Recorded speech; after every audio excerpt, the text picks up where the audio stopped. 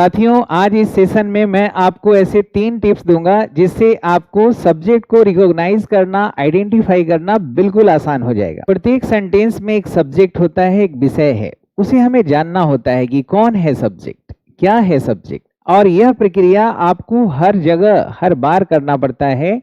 चाहे आप paragraph arrangement कर रहे हैं, वर्ड अरेंजमेंट कर रहे हैं, रीडिंग कॉम्प्रिहेंशन, आप कोई पैसेज पढ़ रहे हैं, या आप बना रहे हैं common error, sentence improvement, fill in the blanks, हमेशा आपको ये पूछना पड़ता है कौन है सब्जेक्ट, क्या है सब्जेक्ट जिसके बारे में ये वाक्य लिखा गया है। वाक्य फ्रेमिंग का पर्पस होता है कि किसी विषय के बारे में जानकारी देना। तो विषय कौन है या क्या है, यही दो हो सकता है, व्हाट और हु, इन्हीं से सवाल पूछना है। अब इसकी कॉम्प्लिकेसी कैसे बढ़ जाती है जब हम कोई कंपाउंड सब्जेक्ट का प्रयोग करते हैं वाक्य में प्रीपोजिशन के साथ, या हम पार्टिसिपल फ्रेजेज का प्रयोग करते हैं, या एडवर्बियल फ्रेजेज का प्रयोग करते हैं, तब उस वाक्य की कॉम्प्लिकेसी बढ़ जाती है और बच्चे कंफ्यूज हो जाते हैं। तो याद रखिएगा कि जितने भी मॉडिफायर्स का प्रयोग किया जाता है वो एडिशनल इंफॉर्मेशन देने के लिए किया जाता है। उनको हटाने के बाद भी वाक्य के सिंटेक्स में कोई फर्क नहीं पड़ता है। तो आपको क्या करना है कि हर बार वर्ब के पास आके पूछना है कि कौन है आपका सब्जेक्ट, क्या है आपका सब्जेक्ट, तो आपको जवाब बहुत अच्छे से मिल जाएगा। चलिए आज इन तीनों टिप्स को जानते हैं और पूरे तरीके से सब्जेक्ट को पहचानने का अपना जो ऑब्जेक्टिव है उसको पूरा करते हैं। देखिए, आपके सामने एक सेंटेंस लिखा हुआ है। अब इस सेंटेंस में आप बताइए कि इसका सब्जेक्ट कौन है। मैं अपना काम शुरू करता हूं। तो सबसे पहले मैं आ गया वर्ब के पास। तो यहाँ पे वर्ब लिखा हुआ है आर। अब ये जो हिस्सा है इसको हम कहते हैं प्रेडिकेट। प्रेडिकेट वाक्य का वो हिस्सा होता है जो बताता है सब्जेक्ट के बारे में कि सब्जेक्ट कौन है, सब्जेक्ट क्या है, इन दोनों के बारे में बात करता है। इन दोनों क्वेश्चन से जब हम सवाल पूछेंगे वर्ब से तो आपको जवाब मिल जाएगा। कौन रेडी है रेस के लिए, क्या रेडी है रेस के लिए, तो कौन व्यक्ति के लिए होगा, क्या कोई वस्तु है तब मिल जाएगा। तो कार के बारे में बात कर रहा है। अब सब्जेक्ट जो हो जाता है वो हमारा कौन बन सकता है, सब्जेक्ट बनता है नाउन या इसके इक्विवेलेंट जो वर्ड होते हैं जैसे प्रोनाउन या जीरेंड या इन्फिनेटिव, यही हमारे सब्जेक्ट बन सकते हैं, है ना। जो नाउन के इक्विवेलेंट है वो हमारा सब्जेक्ट बन सकता है। अब यहाँ पे नाउन जब देखेंगे कि कार भी है, टायर्स भी है और सरफेस भी है, ये सब नाउन है। तो यहाँ पे जो कंपाउंड सब्जेक्ट दिया गया है, इस वर्ब के पहले वाला हिस्सा को हम कंपाउंड सब्जेक्ट बोलेंगे। इसमें आप देखेंगे कि कार के बाद प्रीपोजिशन से शुरू होके with its new tyres and भी कनेक्ट कर रहा है with its new tyres and polish surface. तो ये जो पूरा प्रीपोजिशन से शुरू हुआ है, नाउन पे खत्म हुआ है, ये हमारा प्रीपोजिशनल फ्रेज है। ये प्रीपोजिशनल फ्रेज जो होता है वो हमारा एडजेक्टिव या एडवर्ब का काम करता है दोस्तों। तो यहाँ पे बता रहा है कार के बारे में, तो ये सब एडजेक्टिव मानेंगे इस प्रीपोजिशनल फ्रेज को, कि कार अपने नए टायर्स और पॉलिश सरफेस से तैयार है रेस के लिए। तो अब यहाँ पे देखिए, ये जो प्रीपोजिशनल फ्रेज है ना, तो ऐसे भी हम जानते हैं कि दो ग्रामेटिकल पार्ट ऑफ स्पीच है जिसके बाद ऑब्जेक्ट का आना जरूरी है। एक है कि प्रीपोजिशन अपने बाद ऑब्जेक्ट लेता है, उसे हम प्रीपोजिशनल ऑब्जेक्ट कहते हैं, और एक ट्रांजिटिव वर्ब अपने बाद ऑब्जेक्ट लेता है, उसको हम ट्रांजिटिव वर्ब का ऑब्जेक्ट कहते हैं। तो यहाँ इस प्रीपोजिशन के बाद जितने भी नाउन आए हैं ना, ये सब प्रीपोजिशन के ऑब्जेक्ट माने जाएंगे, चाहे टायर हो या सरफेस हो। तो हम वर्ब किसके हिसाब से लगा रहे हैं, टायर रेडी है, सरफेस रेडी है या कार रेडी है। तो अगर हम इस जो एडिशनल इंफॉर्मेशन देने वाला ये जो प्रीपोजिशनल फ्रेज है जो एडजेक्टिव का काम कर रहा है, और एडजेक्टिव एडवर्ब को हम मॉडिफायर कहते हैं, तो इसको अगर हटा भी देते हैं ना, तब भी इस वाक्य की संरचना में कोई फर्क नहीं पड़ेगा। द कार, अब कार के हिसाब से यहाँ वर्ब को चेंज करना पड़ेगा। The car is ready for the race, the car is ready for the race. तो सिंटेक्स में कोई बदलाव नहीं हुआ, बिल्कुल सही है। और ये जो स्ट्रक्चर है ये तो बस एडिशनल इंफॉर्मेशन देने के लिए है, इसीलिए इसको कहते हैं मॉडिफिकेशन करने वाला मॉडिफायर है ये, ठीक है, समझ गए। तो सब्जेक्ट कॉम्प्लीमेंट, ये जो कंपाउंड सब्जेक्ट है इसको बना के थोड़ा सा डिफिकल्टी क्रिएट करता है, जो मैंने आपको समझाया। अब दूसरा जो है सेम पैटर्न पे कंपाउंड सब्जेक्ट दिया हुआ है, जरा आप देखिए तो आप आसानी से पहचान लेंगे। यहाँ हमें वर्ब के पास आना है, पूछना है कौन वाटरिंग कर रहा है प्लांट्स को, कौन कर रहा है प्लांट्स को वाटरिंग, गार्डनर कर रहा है। और इसके बाद प्रीपोजिशनल फ्रेज लगा है इन the garden including his wife and children. तो इन के बाद आया है ये हमारा गार्डन जो इन का ऑब्जेक्ट हुआ, इंक्लूडिंग भी हमारा पार्टिसिपल प्रीपोजिशन है, तो इंक्लूडिंग का ऑब्जेक्ट वाइफ और चिल्ड्रेन हो गया।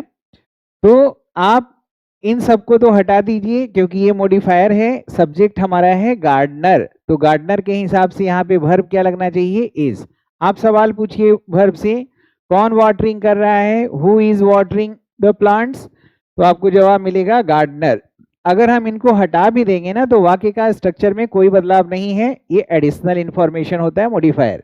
The gardener is watering the plants, और ये सब असिस्ट कर रहे हैं।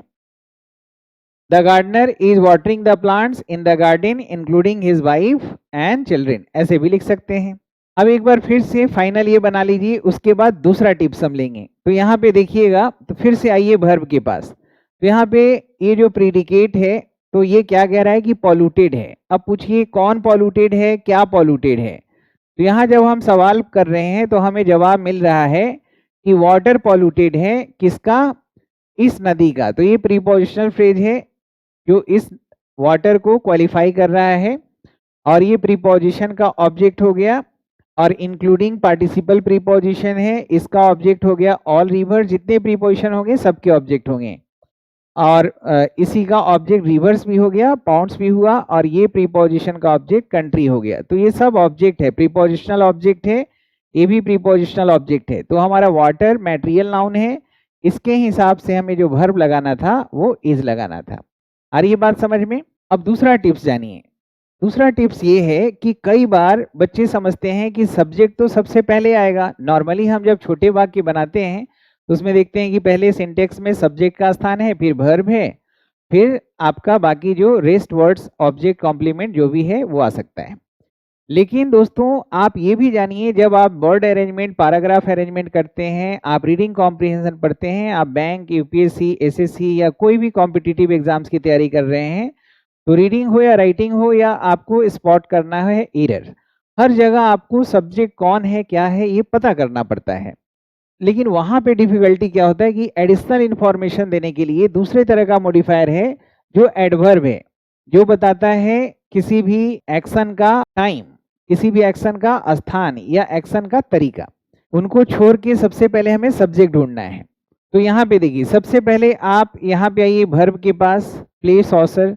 अब कौन सॉसर खेलता है, अब यहाँ पे पूछिए कौन खेलता है सॉसर। हु और व्हाट से पूछने का जो अपना आदत है वो डेवलप करिए अगर इस तरह की समस्या है तो। कौन खेलता है सॉसर, तो ये तो हमारा विद ग्रेट केयर है, ये हमारा एडवर्ब है। एट द पार्क है, ये भी हमारा एडवर्ब है। इन द अर्ली मॉर्निंग, ये भी हमारा एडवर्ब है। ये जो विद ग्रेट केयर है ये मैनर वाला एडवर्ब है, जो तरीका बता रहा है कि कैसे खेलता है। कहाँ खेलता है, ये हमारा एडवर्ब ऑफ प्लेस है, ये एडवर्ब ऑफ प्लेस हो गया। और इन द अर्ली मॉर्निंग हो गया, ये एडवर्ब ऑफ टाइम हो गया। तो आप ये बात समझ लीजिए कि शुरुआत में एडवर्ब आता है, और तीनों एडवर्ब आ सकता है, और इसके अलावा सेंटेंस एडवर्ब भी आता है जो व्यू पॉइंट बताता है, जो पर्सपेक्टिव बताता है कि किस तरह से सेंटेंस को देखा जाना चाहिए। तो मैनर, प्लेस और टाइम, मैनर, प्लेस और टाइम, ये तीनों एडवर्ब शुरू में आ सकता है। एक साथ मैंने लिखा है, विद ग्रेट केयर, बहुत सावधानी के साथ। पार्क में, बहुत सुबह सुबह बच्चे जो हैं सॉसर खेलते हैं। तो कौन खेलते हैं, बच्चे खेलते हैं, ये प्लूरल है तो इसके हिसाब से नंबर हमें मैच करना है, तो हम यहाँ पे प्ले लिखेंगे। क्योंकि जब हम वर्ब का सब्जेक्ट जान गए, कौन खेलता है सॉसर, बच्चे खेलते हैं, तो सब्जेक्ट में हमें तीन चीज को देखना होता है और चौथा चीज देखने की जरूरत नहीं होती। तो यहाँ भी हम गलती करते हैं, सब्जेक्ट जब देखें तो एक तो उसका नंबर देखें कि सिंगुलर है कि प्लूरल है, एक उसका जेंडर देखें कि वो फेमिनिन है, मैस्कुलिन है, न्यूटर है, और तीसरा देखना है वॉइस कि वह डूअर है कि नॉन डूअर है, ताकि हम डिटरमाइन कर सकें कि आगे का जो वॉइस होगा वो एक्टिव होगा कि पैसिव होगा। एनीवे, अब यहाँ पे समझ में आ गया। तो ये हमारा एडवर्ब है, तो ये सारे एडवर्ब को तो हम देखेंगे नहीं, तो हम चिल्ड्रेन के हिसाब से हमने वर्ब लगाया है। तो ये सब जो है, ये जो प्रीपोजिशन से शुरू है, प्रीपोजिशन फ्रेज है, लेकिन ये एडवर्ब का काम कर रहा है, क्योंकि कहाँ खेलता है, कब खेलता है, कैसे खेलता है, खेलने, ये एक्शन वर्ब के लिए आया है। तो प्रीपोजिशनल फ्रेज जो पहले वाले एग्जांपल में देख रहे थे वो एडजेक्टिव का काम कर रहा था, जबकि यहाँ एडवर्ब का काम कर रहा है। सही है दोस्तों?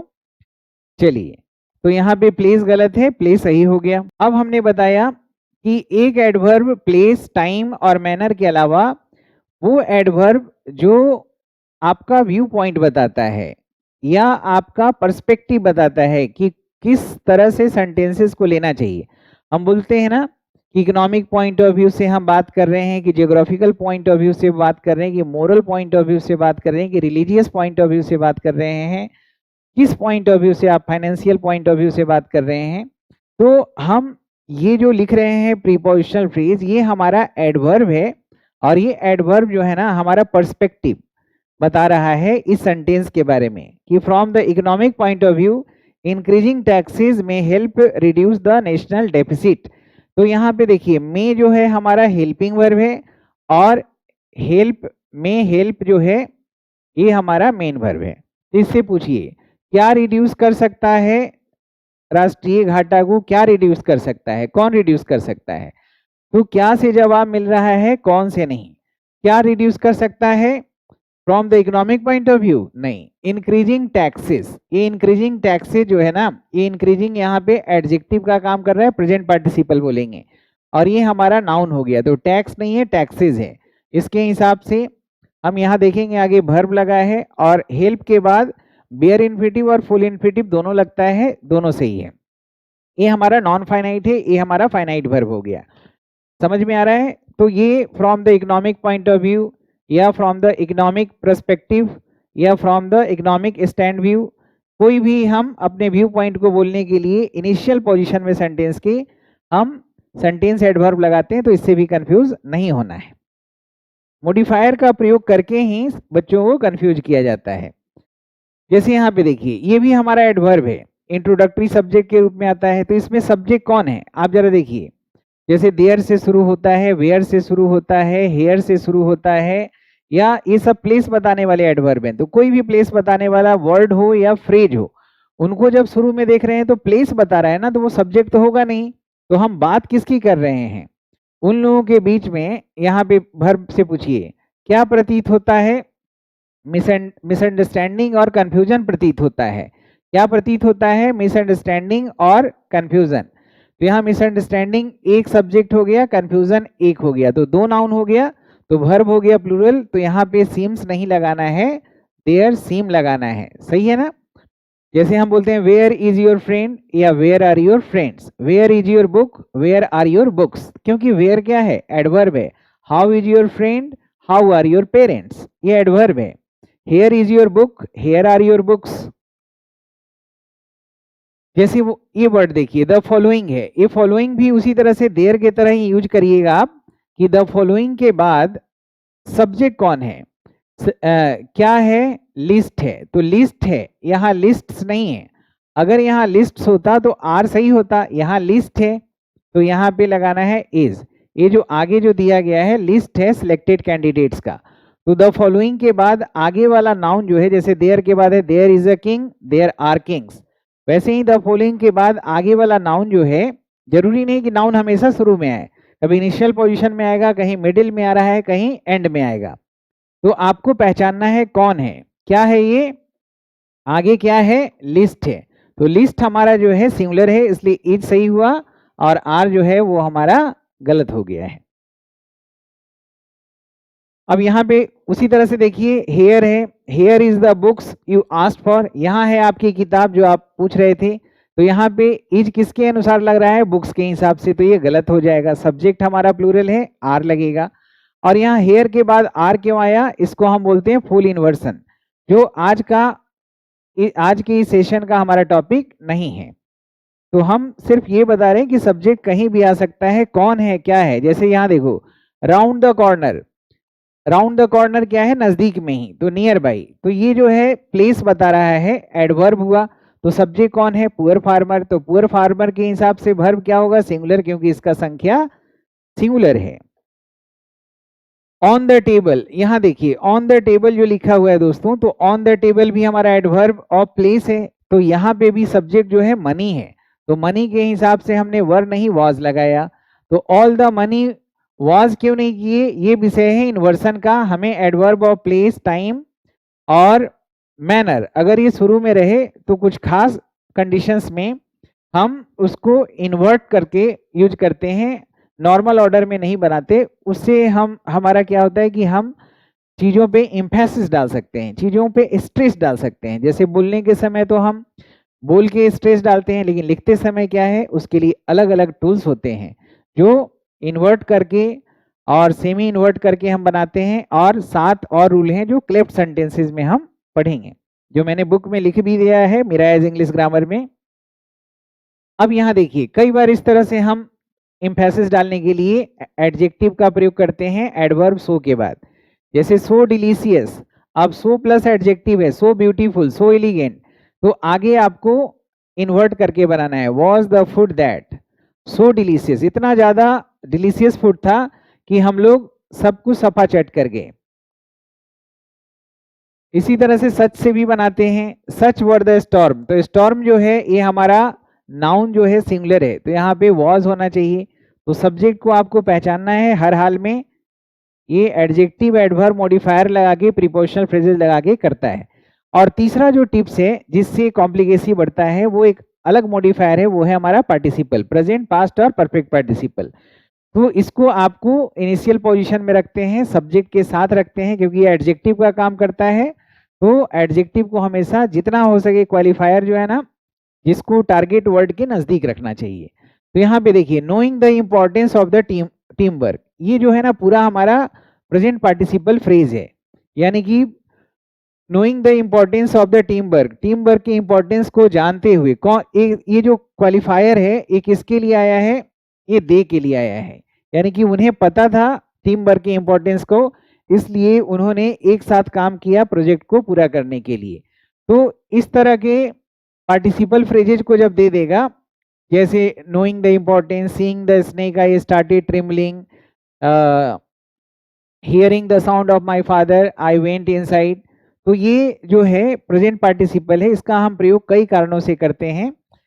फिलहाल यहाँ पे दिया जा रहा है कि जैसे ही उनको पता चला कि इसका इम्पोर्टेंस है, as soon as they knew the importance of team work they work together, ये सिंपल सेंटेंस है। इसको हम चाहें तो कॉम्प्लेक्स और कंपाउंड जब बनाते हैं तो ये जो नॉन फाइनाइट वर्ब है जिसको हम पार्टिसिपल इन्फिनिटिव जेरेंट कहते हैं, उन्हीं को एक्सपैंड करके हम कॉम्प्लेक्स और कंपाउंड सेंटेंस बनाते हैं। बाकी कंजंक्शन को भी हमें सही तरीके से चूज करना पड़ता है।